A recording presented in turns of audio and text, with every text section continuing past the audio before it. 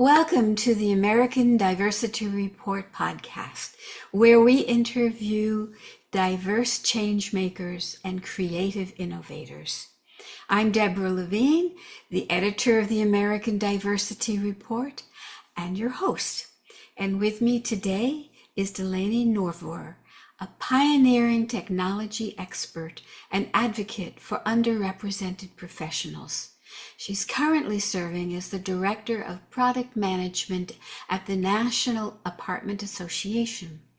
Despite facing selective mutism due to dystonia, she excels in managing over $30 million in product assets and leading diverse teams.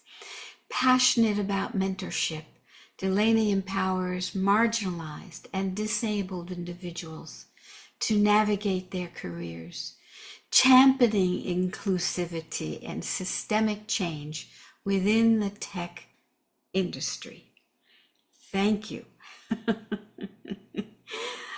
Tell us a bit about your journey as a technology expert while living with selective mutism.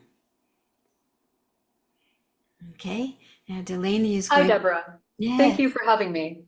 I'm Delaney Norvor, currently the Director of Product Management at the National Apartment Association, where I manage a team of 7 and oversee more than $30 million in product lines we offer to our members. I got my first start in product management at 19 years old, which gave me an early opportunity to learn the ropes of the industry. Living with selective mutism due to dystonia has been a unique part of my journey, but it has never held me back. I've developed my communication through text-to-speech tools and led diverse teams to success, focusing on building inclusive, innovative environments. Beyond product management, I'm passionate about mentoring underrepresented and disabled professionals, empowering them to navigate their own paths in tech and other career fields they're interested in. Yeah. I love it. I love it. Oh my goodness. You have been busy, I'm sure. So, how do you lead diverse teams? What are your strategies?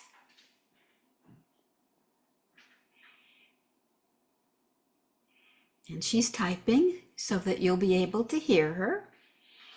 Okay.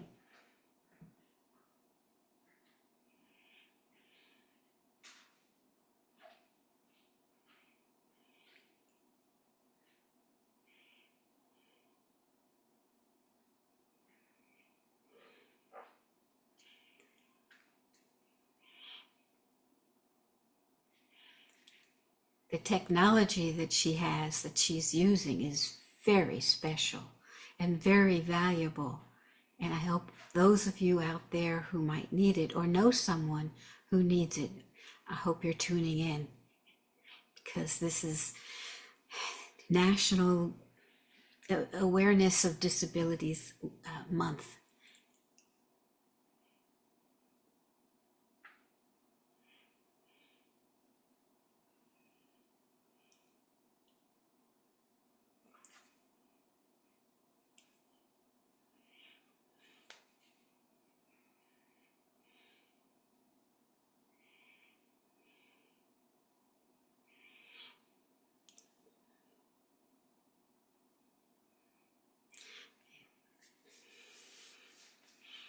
You know, she was 19 when she started this career. It's amazing. I have to say that I was 16 when I first studied computer programming, matrix model, and my mother insisted that I do that. She was so smart. Technology enables us to do amazing things, to overcome barriers and be part of leadership, right? Yeah. Starting so young gave me a deep appreciation for learning by doing. At 19, I had to figure things out quickly, make decisions, and adapt in real time. That experience shaped my leadership style, making me someone who values agility and resilience. I know how important it is to empower young professionals, give them real responsibility, and create a space where they can grow and develop their own solutions. I bring this same mentality to my leadership today. I believe in fostering a culture where everyone, regardless of experience or background, has the opportunity to lead and make an impact. My go-to style for leading is to embrace the people-first leadership, which was taught by my mentor, Diana Stepner, who worked for Facebook founder Mark Zuckerberg and his wife on their foundation. So I've tried to ensure that I lead with an open door policy and try to ensure that my team is comfortable with sharing feedback with me, and I will implement their feedback with heart, because I think when you put your team first, they thrive and then the business thrives. Yes. And they like you and they trust you. Yeah. Yeah. Yeah. And they want to help you, want to do everything that they need to do, not just because they have to, but they really, really desire it. Yeah. Yeah. Exactly. So, what are the challenges you have overcome? And I know you're going to inspire our audience so they can overcome their issues too, right? Yeah. Let's hear what you've overcome. Okay, go for it. We have all had to overcome something. Sure, let me type up some answers here. Wonderful. Thank you. Right. Yes. Challenges are part of life. They just are. And I have to say that my most recent book, The Art of Resilience, it takes you through the journey of my challenges and how I've overcome.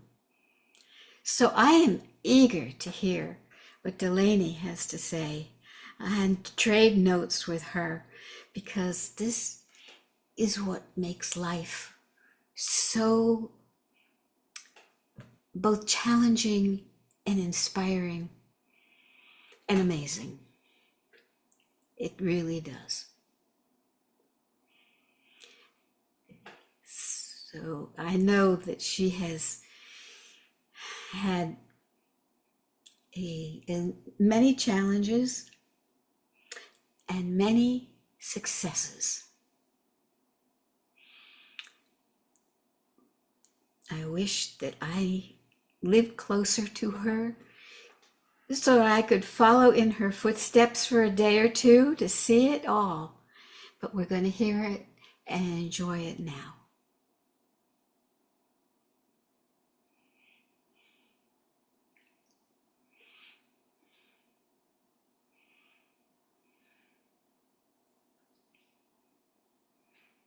Yes. And even if your barriers aren't the same as hers or mine, right? The perseverance that's necessary to go forward in this life is the same. That's what we need. And she is a model for it.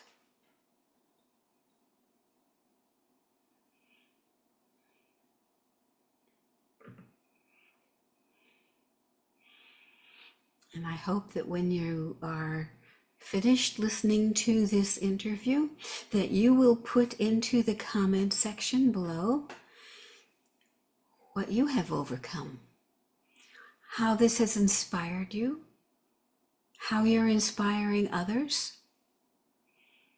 We'd like to hear from all of you.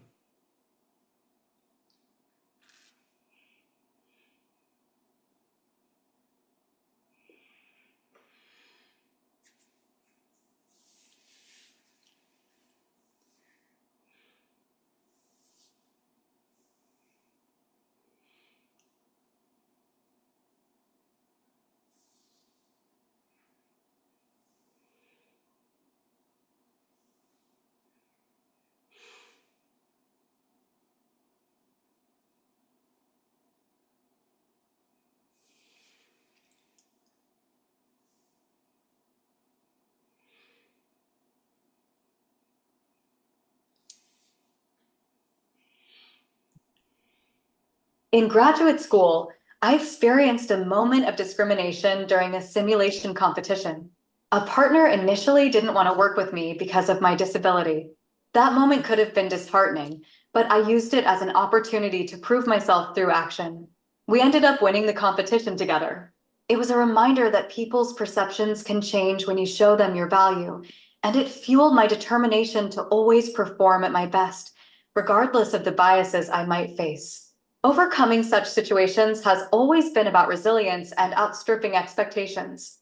Then, when I graduated with my master's, I had to go back into the workforce where I did over 40 interviews, despite the fact that I made sure to gather work experience in product management and in the nonprofit sector. I did like 7 internships with various nonprofits. Then I had like 3 tech jobs, which introduced me to product management. And then I founded 3 startups to establish my product management expertise. So even with all of that stellar experience on hand, I was still discriminated against having to do 40 interviews before landing my first full-time role after graduate school. But it taught me the beauty of not giving up, because even though I was the last of my friends to get a job offer, I ended up making more money than most of them. So the universe rewards you when you don't give up. Yeah. I love it. I love it. Yes, it does. Thank you so much. Incredible story. And now, not only do you have the full-time job, you mentor others, Yeah. right? Yes, you Yeah. do. So tell us a little bit about what you do as a mentor and how what you've learned, um, and how these people that you mentor benefit from you and your experience. Because I have a feeling they love you.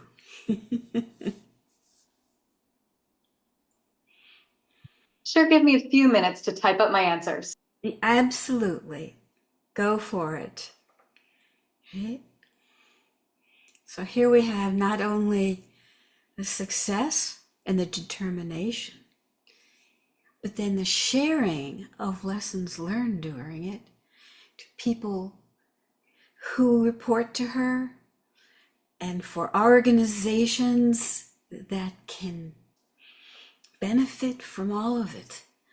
It's an amazing thing to be mentoring at the same time as having a full-time job and dealing with what she's dealing with.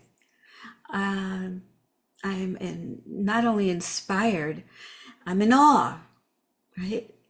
And it's just so special to have her here to share all of this. I have mentored able-bodied professionals, older professionals, and disabled professionals. Most times, they are usually older than me. So, one of the biggest lessons I've learned is that mentorship is a two-way street. While I've guided many professionals, I've learned just as much from them. It's reinforced the idea that we all bring different strengths to the table. It's also taught me that patience and empathy are critical, as everyone's journey is different. For underrepresented or disabled professionals, I've seen firsthand how much having someone in their corner can make a difference in building their confidence and helping them achieve their goals. Mentorship is about unlocking potential, and that's incredibly rewarding. I bet it is, right? Oh, Yeah. goodness.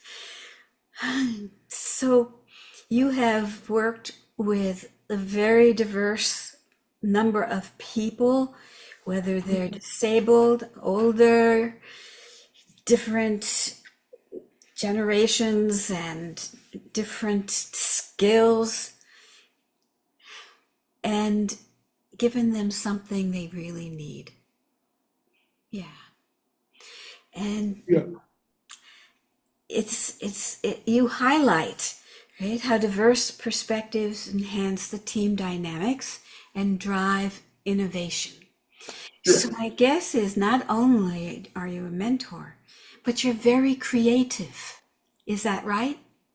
Yeah. Yeah. Yes. And you're creative in promoting the inclusiveness that makes for a Yeah. creative organization. Yeah. Yeah. Yeah. Yeah. And it's amazing to me how much you have done. And I wonder if you have some advice, strategies that you can share with us today. Okay, go for it. Oh my goodness. This is Yes, I have a few of them. So I will type the best one for our audience here. okay. Thank you. Go for it. It will be wonderful. And I'm looking forward to it.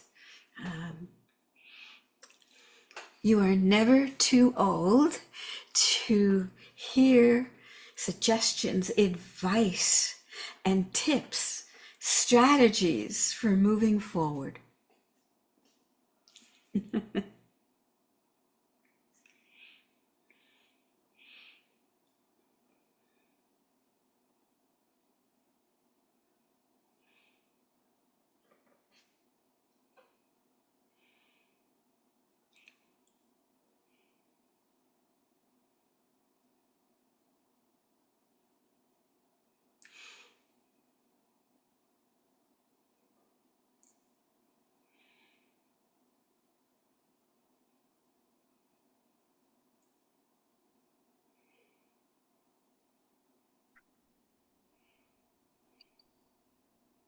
I try to teach everyone who has different backgrounds and experiences lessons based on my experience.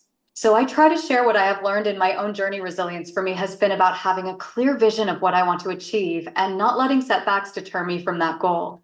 I've had to develop thick skin and stay focused on long-term success, even when faced with bias or roadblocks. Having a strong support system, whether it's mentors, peers, or my own team, has been crucial. I've also learned to celebrate small wins along the way, which keeps me motivated. Most importantly, I always remind myself that challenges are part of the journey and overcoming them only makes me stronger. Thank you. I think I need to celebrate more. Okay. Yeah.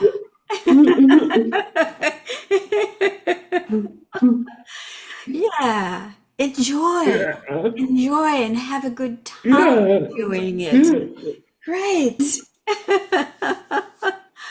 Oh, is there anything else you would like to add before we wrap up today?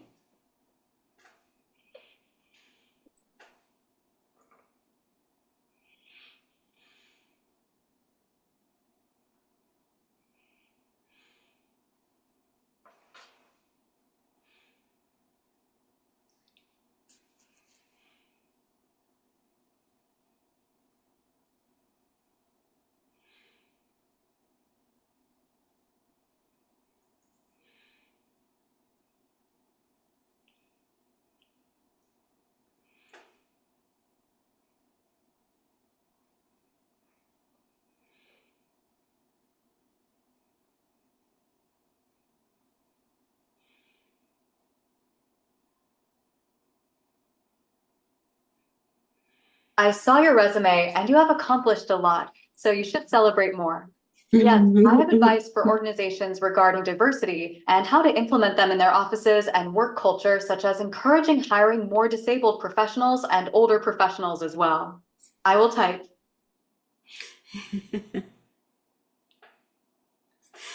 Yes, indeed. Oh my.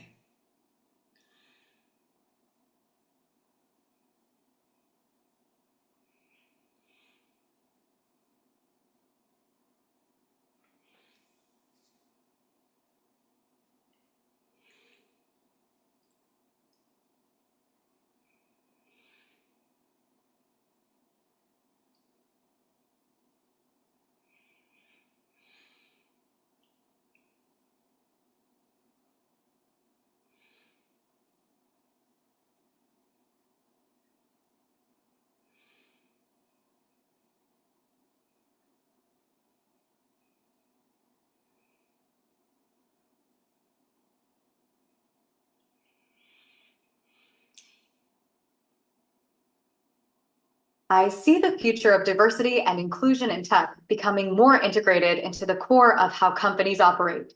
It's not just about checking boxes, it's about truly embedding diverse perspectives into every level of decision making. As the industry evolves, I want to continue being a voice for those who are often overlooked, particularly Black women, disabled professionals, and other underrepresented groups. I plan to keep advocating for systemic changes that make tech a more accessible and inclusive space for everyone. I believe in leading by example and demonstrating that diverse teams lead to better innovation and business outcomes.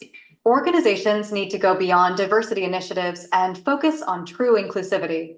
This means creating systems where underrepresented employees not only feel welcome, but are empowered to lead and innovate. It starts with leadership.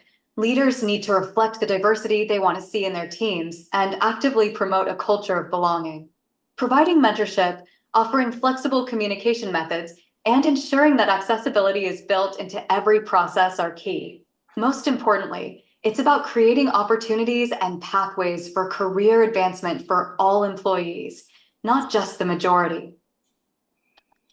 Yeah, Thank you so much. yeah. I am going to be quoting you, I'm sure. This is wonderful. I thank you so much for sharing your journey, your story, and your brilliant mind. Indeed.